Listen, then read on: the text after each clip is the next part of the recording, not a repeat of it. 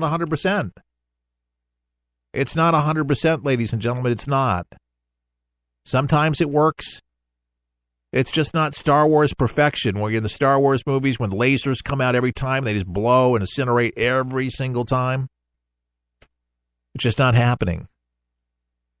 And he knows our vulnerability. Iran knows our vulnerability. Who do you think is giving him the information? ISIS knows our vulnerability. They've made threats about our power grid as well. Isn't it amazing that Chuck was talking about this in the early 90s, about electromagnetic pulses? I used to remember tuning into his radio. He was brilliant. That's why he wrote the survival guide book I'm telling you about. Let me know as soon as possible, for real. ForThePeopleShow.com. Just give me your name. If you want to give me your address or whatever, or your phone number would be great. Just your name and your phone number, and I'll call you and let you know what's happening. But I just need a count. How many people want it?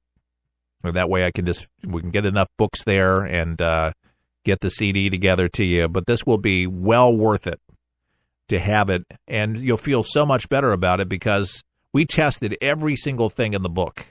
We dug wells. We put together solar houses.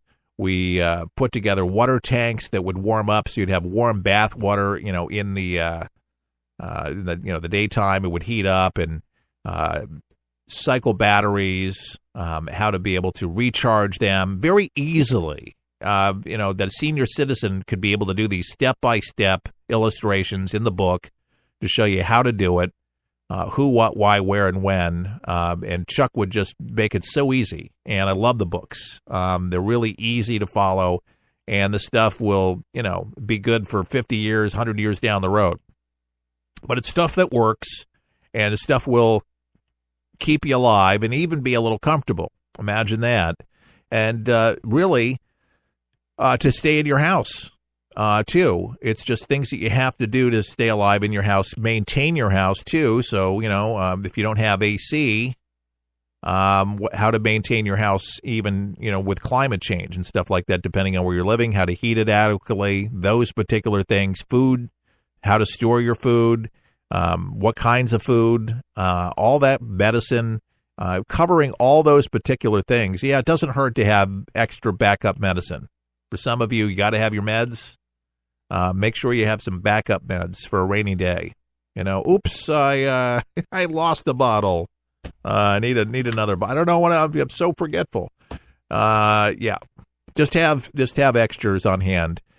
Speaking of that, make sure you got some LED lighting. Get a weather radio. These are like essentials that you should have, and make sure you have plenty of batteries for the battery-powered radio.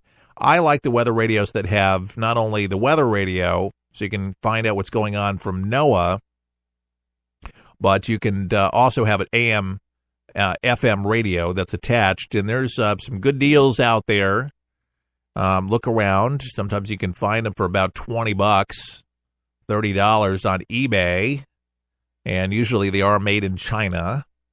If you can find one in America, you're probably going to pay more money, made in the USA.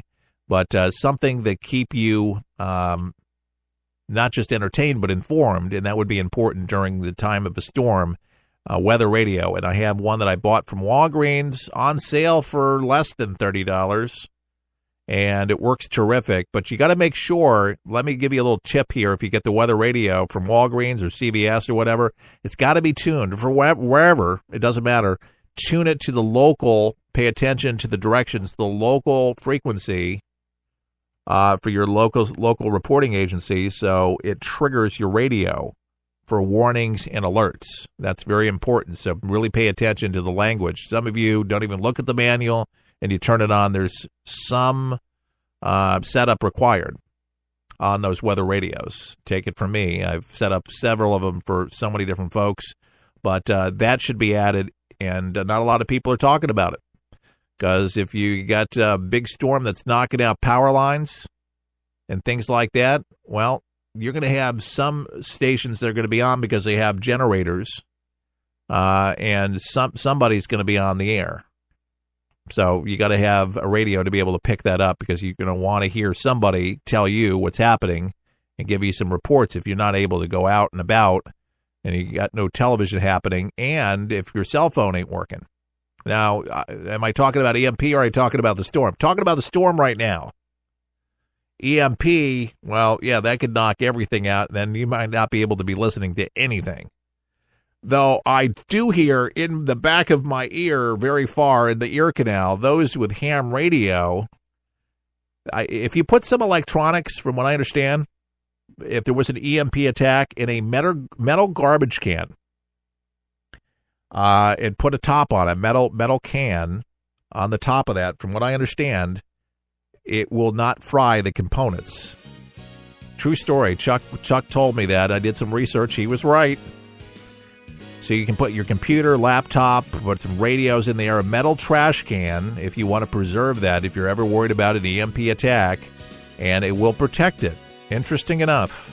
So maybe you put that ham radio into one of those metal trash cans, and there you go. I knew a guy from Flanders, New Jersey, back in the 80s, and I remember him having a license tag. It was KA2EIA. His name was Steve Jackson. He used to have a huge antenna. Remember those big antennas? Do you have one?